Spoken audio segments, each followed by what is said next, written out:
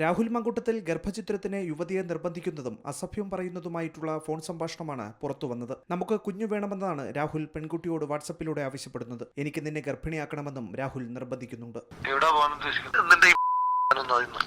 ഞാൻ നിന്നോട് കഴിഞ്ഞ ദിവസം ഇന്നുകൊണ്ട് ലോകം അവസാനിക്കാൻ പോകല്ലോ, എനിക്കൊരു സമയം എന്താ എന്ന് പറഞ്ഞു. എന്റെ 3 ദിവസമായിട്ട് കമ്മ്യൂണിക്കേഷൻ ഉള്ളത് ഇവളുടെ കൂടാണ്. നീ ഇതിന്റെ കാര്യങ്ങളൊക്കെ ചെയ്തു പോകുന്നു. പിന്നെ ഞാൻ എന്താ അതിനെ പറ്റി ബോധരാകുന്നു. പിന്നെ ഇന്ന് ഞാൻ ചോദിച്ചപ്പോ മാത്രം എനിക്ക് ഉറക്കം വിളിക്കാൻ വയ്യാഞ്ഞിട്ടാണ് ഞാൻ പതുക്കെ സംസാരിക്കുന്നത്.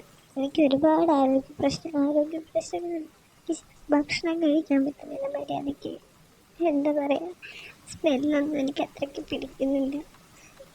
ഒരുപാട് പ്രശ്നങ്ങളുണ്ട്. എനിക്ക് ആരോടും പറയാനും പറ്റുന്നില്ല. ഇത് നിഷേധിക്കുന്ന പെൺകുട്ടിയെ ഗർഭധാരണത്തിന് രാഹുൽ പ്രേരിപ്പിക്കുകയായിരുന്നു. ഗർഭധാരണത്തിന് ശേഷം താൻ നേരിടുന്ന ഗുരുതര ശാരീരിക മാനസിക അവശതകൾ പങ്കുവെക്കുന്ന യുവതിയെ രാഹുൽ അസഭ്യം പറയുന്നതും ശബ്ദരേഖയിലുണ്ട്. ഹോസ്പിറ്റലിൽ പോകാൻ പറഞ്ഞ് ഈ ഡ്രാമ ഒന്ന് നിർത്ത്. ഈ 1-ാം മാസത്തിൽ എന്തൊക്കെ ഉണ്ടാകാൻ പറ്റുന്നതൊക്കെ നമുക്ക് എല്ലാവർക്കും അറിയുന്നതല്ലേ. ചുമ്മാ ഡ്രാമ കാണിക്കുക. കണ്ടിട്ടുണ്ടാവും. എനിക്ക് എന്റെ വീട് മാത്രമേ എനിക്കറിയൂ. ആദ്യത്തെ ദിവസം അങ്ങനെയാണോ ഇങ്ങനെയാണോ ആദ്യം ഒരു ഹോസ്പിറ്റലിൽ പോകും, എന്നിട്ടല്ലേ ബാക്കി കാര്യങ്ങള്. ഇതിനാണ് ഇങ്ങനൊരു മാറ്റം വരുന്നത്.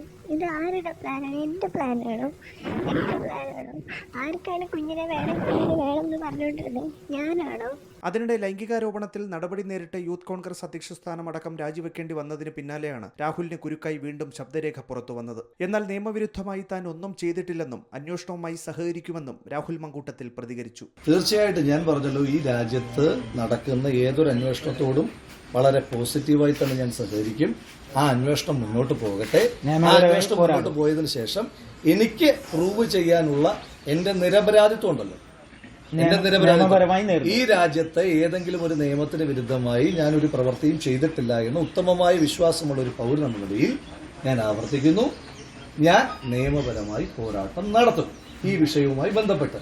അതെപ്പോൾ നടത്തണം, എങ്ങനെ നടത്തണമെന്ന് ഞാൻ തീരുമാനിച്ചു. ഒരു അന്വേഷണം നിങ്ങളുടെയൊക്കെ കൂടി താല്പര്യപ്രകാരം ഒരു അന്വേഷണം നടക്കുന്നുണ്ട്. ആ അന്വേഷണത്തോട് എല്ലാ രീതിയിലും സഹകരിക്കുമെന്ന് ഞാൻ പറഞ്ഞിട്ടുണ്ട്. ആ അന്വേഷണം മുന്നോട്ട് പോകട്ടെ. ആ അന്വേഷണം മുന്നോട്ട് പോയതിനു ശേഷം അതിനൊരു ഘട്ടം കഴിയുമ്പോൾ എനിക്ക് പറയാനുള്ളത് ഞാൻ പറഞ്ഞു. C Malayalam news, Palakkad, Thiruvananthapuram. ഏറ്റവും പുതിയ വാർത്തകളും വിശേഷങ്ങളും വിരൽ തുമ്പിലറിയാൻ സി മലയാളം ന്യൂസ് എല്ലാ ഡിജിറ്റൽ പ്ലാറ്റ്ഫോമുകളിലും ലഭ്യം.